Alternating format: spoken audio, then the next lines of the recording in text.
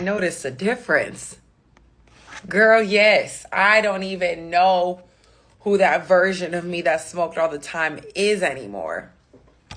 I know that most people think weed isn't addicting. Maybe they say that because they don't like to admit that they have an addiction. But the truth is, I think weed is very addicting. I was to the point where I had to smoke every night before I went to sleep. If I was going to a social setting, I felt like I had to be high.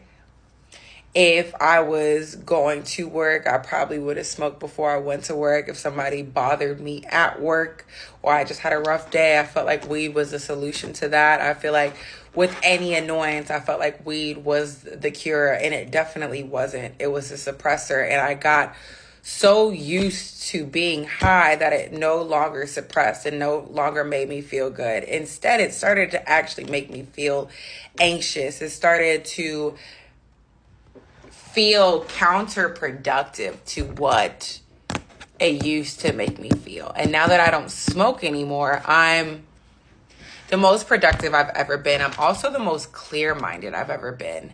I am much more personable. I feel like I've always been a personable person, but I was not in tune with myself. I was using weed as a suppressor, specifically for my trauma and for the goals that I had in mind. I felt like I couldn't achieve due to my own inner world. So I relied on weed to help me procrastinate, if not go after what it is that I wanted altogether.